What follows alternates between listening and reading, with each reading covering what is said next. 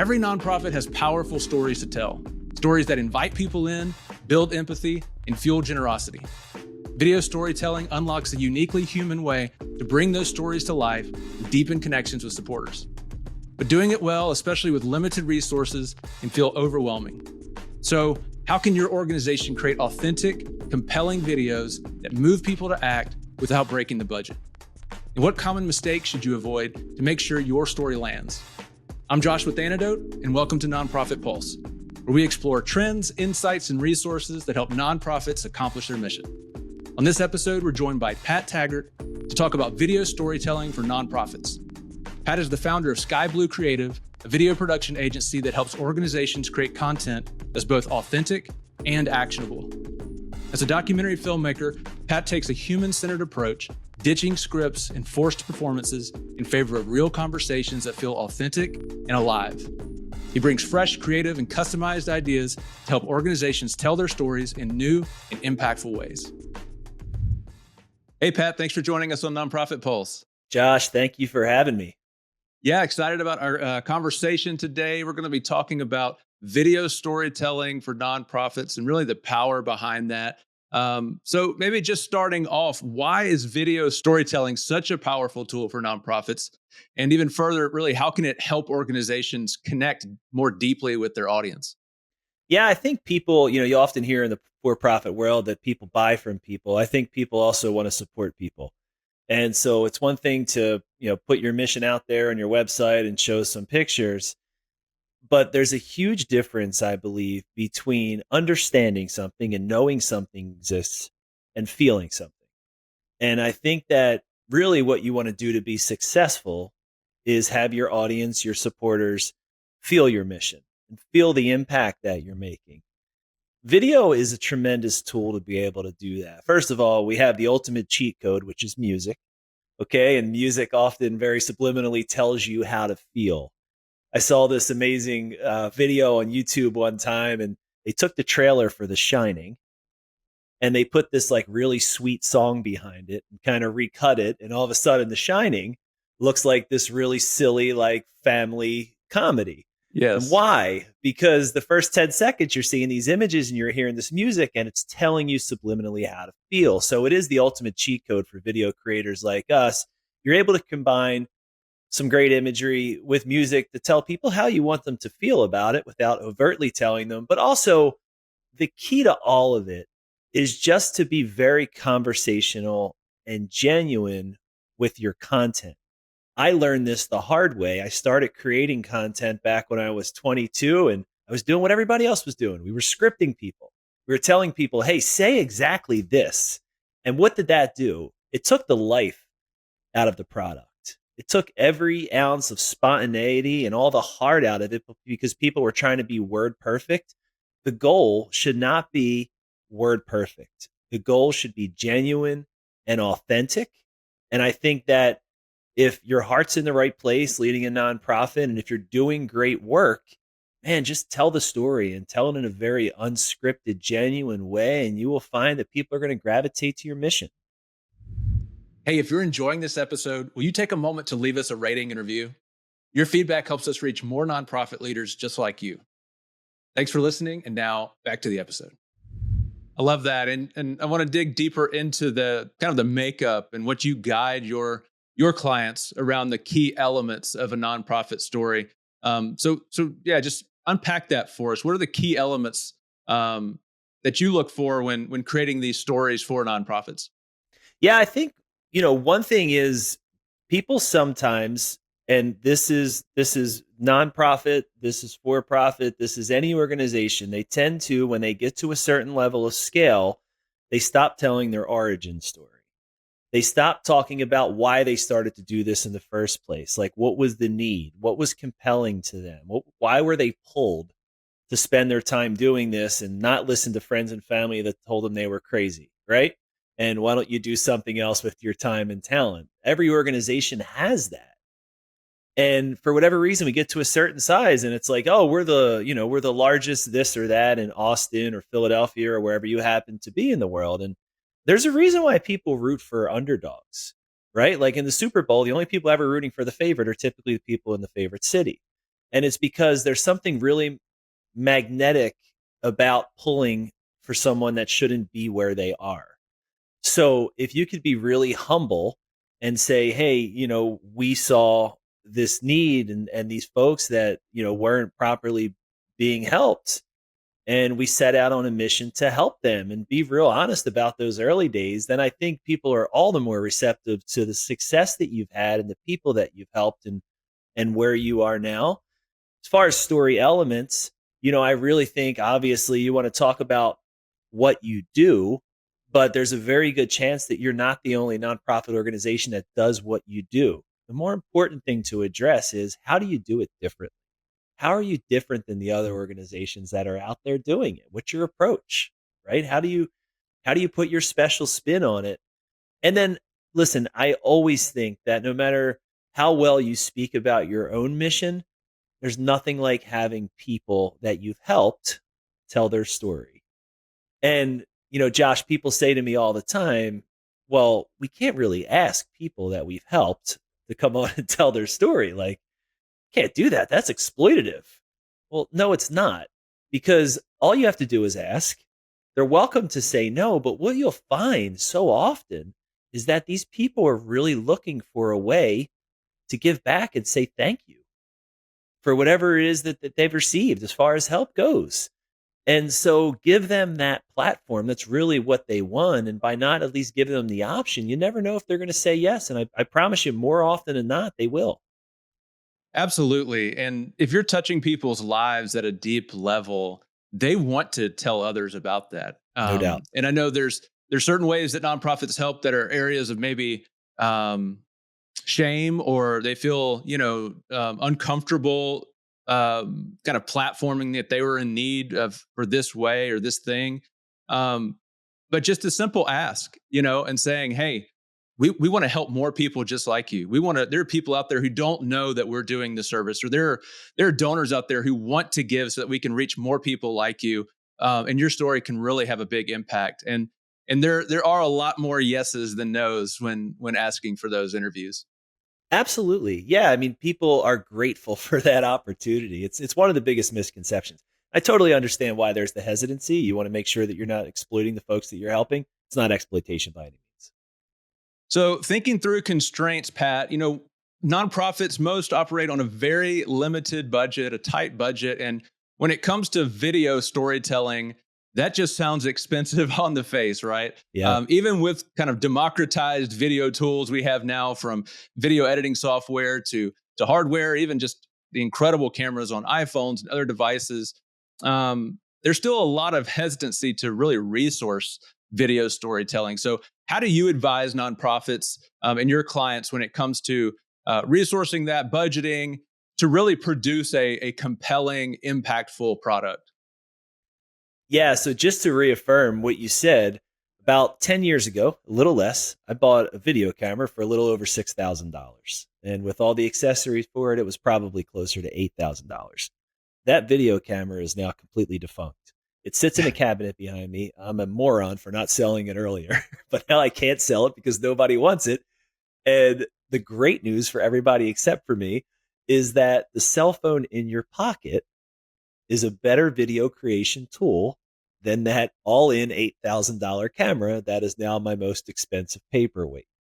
And so technology really used to be the barrier. Technology is not the barrier. It's willingness to put yourself out there. Mm. And so the only way to start is to do it.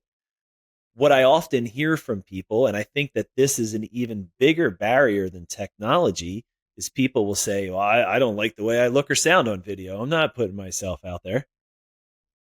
But you will take that same face into meetings, right? To meet potential donors, to recruit people to your organization, and use that same voice every single day on calls.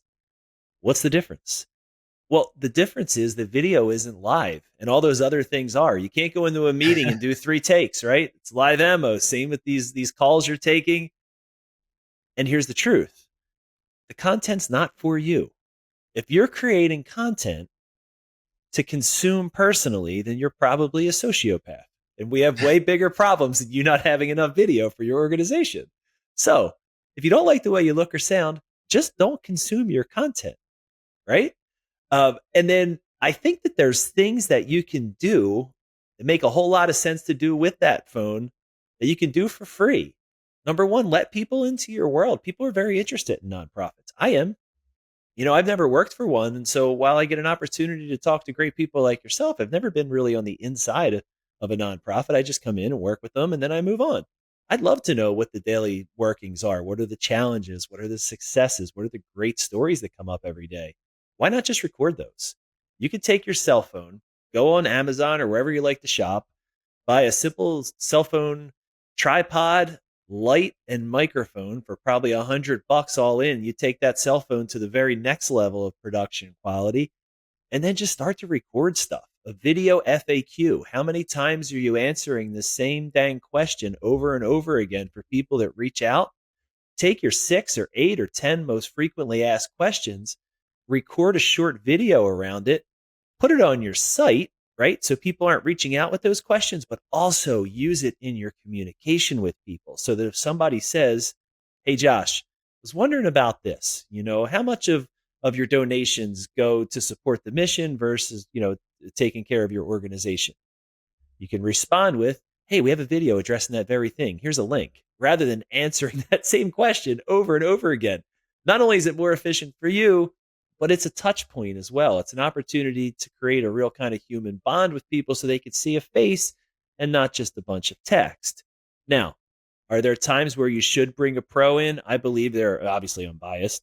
I believe there is for evergreen pieces. So if you want kind of your real brand identity piece that lives front and center on the homepage of your site, that's going to tell the story of who you are, how you do things differently, and most importantly, why you do the work that you do, probably smart to get that created by a pro that knows how to do these things, that's going to create the greatest impact on viewers. And you're going to use that video for the next 5 or 10 years. So create once, use many times. Maybe a couple really great case studies with the folks that you've helped. That would work as well. So evergreen piece is a pro, but man, there's so much you could be doing on your own with that phone. I love that. And kind of shifting over to mistakes and pitfalls when it comes to video storytelling for nonprofits. What do you see kind of regularly in your line of work with where nonprofits kind of take a wrong turn when it comes to their video production and planning? Yeah. So one word, scripts. Don't script yourself. Here's the absolute truth. Every second that you spend scripting out exactly what you're going to say, you're doing a disservice to the final product. Again, people don't want perfection. They want humanity. They want honesty. They want authenticity. So does that mean going completely unprepared? Absolutely not. You need to know who you're talking to and what the goal of your video is, what your talking points are. But you should be able to speak to those like you speak in a meeting. You should be able to speak to those conversationally. That's where an editor comes in. And so that's why you should be able to kind of record all this clay, give it to someone that knows what they're doing, and let them package it. Maybe that's somebody within your organization that just has a passion for this kind of thing. It might be somebody's kid. Like my kids are editing video. They're 11 and 13. I wasn't at that age. I didn't have the tools. They all have the tools. But you're supposed to, not really worry about exactly what you're going to say. Just be genuine, be authentic, tell great stories. Make sure you let your heart shine through, be vulnerable, and then put it out to the world. Man, scripts are the enemy of great content. I will beat that drum until my final moments. Thinking about the product itself, the deliverable, what do you advise nonprofits to execute on as far as the length and the format? They're obviously going to want to post them on social channels, video hosting platforms, even maybe advertisements, television. What's your guidance there for nonprofits who are wanting to get into more video storytelling, but don't know really about the format and some of the best practices?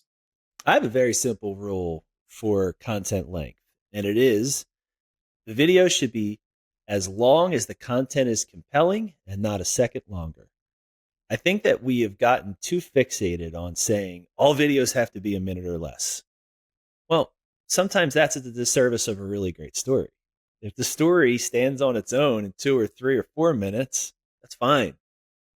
But make sure that you're not telling a 2-minute story in 4 minutes. So you want to be economical with the words, but sometimes these things have to breathe a little bit. So create it, watch it, get honest feedback from people that don't, love you unconditionally. Say, is this interesting? Is this compelling? Does this move you?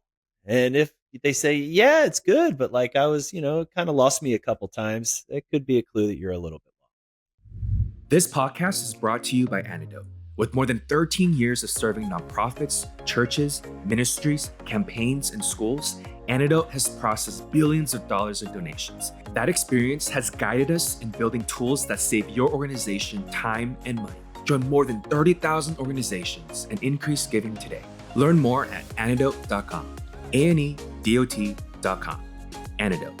Save time and money with powerful giving tools. That's so helpful. And many stories have many turns. And a lot of times those turns are what makes you feel something. Kind of thinking about earlier what you said about the purpose of storytelling is to make people feel, not just know or learn. It's not just information. It's emotion. And really, I've seen so many videos from nonprofits or ministries where you knew there was more behind that and you wanted to know more, but for some reason they were constrained by that 1 minute target or that 2 minute target. Yes, and I think that's just such great advice is let the story breathe, let it go where it needs to go, and you can edit it later. But don't arbitrarily limit the power of a full story just because of a platform or some type of best practice.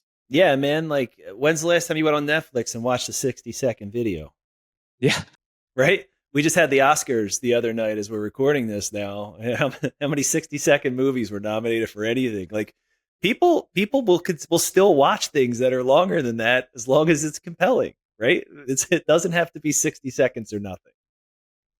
So, Pat, thinking about some practical tips for nonprofits looking to improve their on-camera storytelling, whether it's for testimonials or appeals or impact stories, what are some of those practical on-camera tips you would give? Well, first, just a really general one, which is the only way you get better at anything in the world is by doing it. And I tell that to my kids all the time. Like, you want to get better at dribbling a basketball? Dribble basketball. You want to get better at doing math? Do math.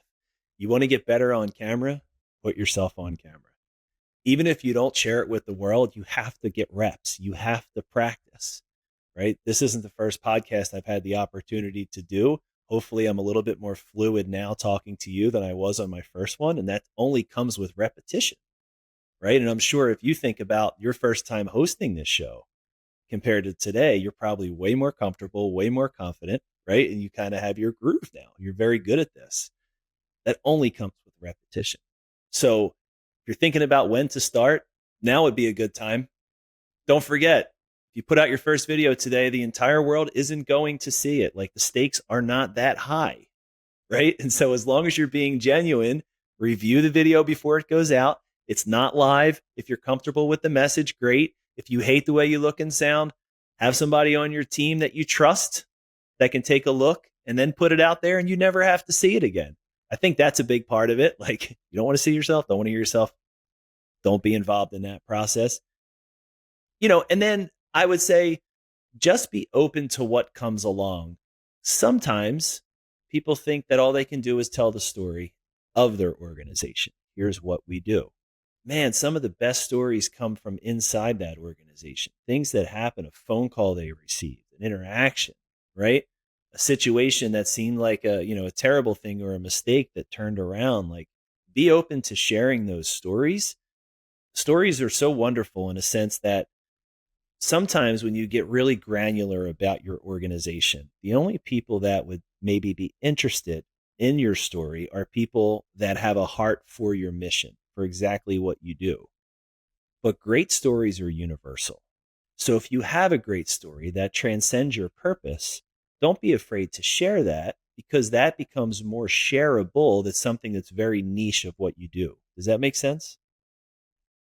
Yeah, that's super helpful. Super helpful. And yeah, just thinking even about some of, you mentioned the Oscars earlier, and I saw an interview recently with, I can't remember who it was, but I've heard it over and over from actors about them not watching their own films, right? Oh So yeah. winning awards and they've never even seen the product. They've never I, seen how they yeah. perform. I think Johnny Depp's one of those. I think he's like never seen the Pirates movies, Yes. apparently. Yes. I love that you said just get started, because look, here's the thing. In 2 years from now, you're either going to have 2 years of on-camera experience or none, because you never took that first step. That's exactly And right. there is no getting better without just starting. So just start. So kind of shifting to the data side, measuring what matters, Pat. A lot of nonprofits want to get started with more video, but they need the resources, and then coming with that resources is accountability. And there's going to be a conversation around, well, we can resource this, but we're going to need to measure it. We're going to Yeah. need to show that this was worth the investment. So how do you advise your clients to measure what matters when it comes to video, and really show the investment was a worthy investment of those precious dollars? Yeah, I think there's really two camps on this. So if you really want to measure exactly dollar for dollar what your ROI is on it, then you're probably going to put some money behind the campaign, and you're, going to work funnels, and you're going to be able to track exactly how many people saw the video, how far they followed into your process, and who ultimately gave, if that's your metric, right? Dollars raised to help fund your mission. The other thing that I would say is, anecdotally, if people really understand your story, and chances are you're doing really wonderful work. If that's not connecting, and you find yourself constantly saying among your friends and among your team, man, if people just understood, like, why don't people get this? Why don't people really feel what we're doing? Then that's probably a storytelling issue. And that. Like, there's plenty of people that redo their website. Why do they redo their website?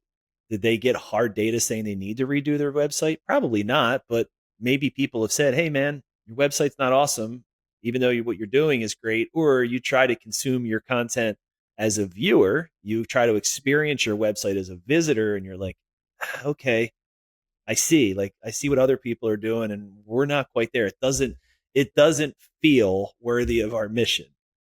And so in that case, then I think it's like, what would it feel like if there was a video on the homepage of our site? If somebody clicked play, they felt our mission. They knew exactly who we are and why we do what we do, and who we're helping, and the impact we're making on the world. I think that inherently, that would probably be helpful, especially if you can spend X and it's going to be useful to you for the next 5 years. What's the value of a great first impression? Can you quantify that? What if you can really carefully cultivate that first impression, and that everybody that comes to your page is going to get that same first impression for the next X number of years? That's kind of what a great video can do. I don't know about you, but I'm not on every day. Some days I'm not great. Some days I feel great, right? So I'm sure the first impression that I make as a human being, live ammo every day, is not the same on people. Video kind of takes that variability away. Yeah, that's so helpful. And it got me thinking, not everything can be measured or can be measured accurately. And, I would just challenge nonprofit leaders, whether, you have a boss, or whether you are the boss and the board is your boss, is go to that leader above you and say, hey, we're currently investing or resourcing 0% of our budget into video storytelling. Can we get that to 1%? Can we get that to 3%? Just as a baseline. Not Yeah. talking about any type of ROI, but just saying, as a nonprofit in 2025, we need to be meeting people where they're at, telling stories that are compelling, and producing content that lasts. And as you mentioned, evergreen content, but also content that reaches people on TikTok or on Instagram. I would start that conversation there. And I think that's a lot easier if you're not doing anything currently or resourcing that currently. Maybe you are, say, hey, we're at 1%. We'd love to go to 3%, and then have another conversation in a year or two. But I think there's a lot of opportunity for leaders to really jumpstart and lean into video production in 2025 and beyond by just saying, let's have 1% go to video storytelling? For sure. You try a lot of things in your organization, and that's kind of how you find out if they work, right? If they work, you do more of it. If they don't work, you stop and you do something else. I think video falls in that same category. You don't know until you try. Don't be afraid of it. Don't worry about not being perfect. It's an ongoing thing. And I put things out there sometimes and I'm like, that wasn't the best, right? I didn't embarrass myself, but it wasn't the best. And I put some things out there. I'm like, okay, I provided real value. I think it's the same thing. Thinking of resources, Pat, any resources out there that you would recommend to our audience? Guides, PDFs, reports, anything at all? Yeah, I appreciate the question very much. I know that this is the opportunity where people typically kind of plug themselves and things that they offer. I love to put value out on LinkedIn. I love to network on LinkedIn. I think it's a great place for people to share ideas in a way that doesn't feel very salesy. But I'd say also, if you're ever looking for inspiration, SkyBlueCreative.com is our site. And so, you can get some ideas of the style that I think would be really beneficial for you to follow, which is no scripts. And then also the other thing I didn't mention, Josh, is you don't have to look into the lens of a camera. Like for a lot of people, that's very unnerving. And so you can do these things documentary style where you are speaking to someone slightly off camera. And so for the viewer, it's like they're dropping in on a conversation rather than being sold to. And it's a very different experience. Yes, I totally agree. And I've led several video projects in ministry settings where there is something intimidating about a lens staring at you directly. It's like your bully from middle school for a lot of folks. I love that tip for sure. Just kind of takes the edge off and it allows the subject or the interviewee to really just stay relaxed and tell their story. Yes, last question, Pat, my favorite question of every episode. If you were standing in front of 1,000 nonprofit leaders on stage and you could share one pithy sentence with them about today's topic, what would you say? This is like the Rumpelstiltskin question where you have to spin up some gold for people, right? I would say no one cares what you look or sound like except for you. Because again, man, that is holding back so many people from doing this thing. And it should not. Like you and I, we just met today. We're looking at each other over this platform. You look and sound exactly like Josh. And I assume that I look and sound exactly like Pat, right? But when I watch this video back, I'll be like, oh, my nose or my eyes, I don't know. Is that bothering you? Because nothing about you is bothering me. It's all these insecurities that we have that are so exclusive to us. And if that is preventing you from telling the story of the wonderful work you're doing in the world, you are only hurting the people that you could be potentially helping by sharing your message. So don't let that hold you back. It's very, very silly. It's very human, but it's very silly. I love that. Thanks, Pat, for all the tips today. And I really hope that those in the audience will lean into video in 2025. It's never been easier to start with video. And check out skybluecreative.com to connect with Pat. And there's just so many resources out there. But 2025 is the year for video for every nonprofit. Don't leave this year without having some next step in that area. Video storytelling is where it's at. Thanks for the convo, Pat. And as always, you can check out nonprofitpulse.com to see the show notes. You can find Pat's LinkedIn there, as well as some other resources and links. Pat, thanks so much for joining us on the podcast. And I hope our audience was blessed with this expert guidance. Josh, this was so much fun. Thank you for having me. I love the work that you do. Please keep it up for everybody that listens. Hey, thanks for listening. If you enjoyed this conversation, please share or leave us a rating and review wherever you listen to podcasts. Also, head over to nonprofitpulse.com to sign up for our monthly newsletter, as well as check out all the links and resources in the show notes. We'll see you next time.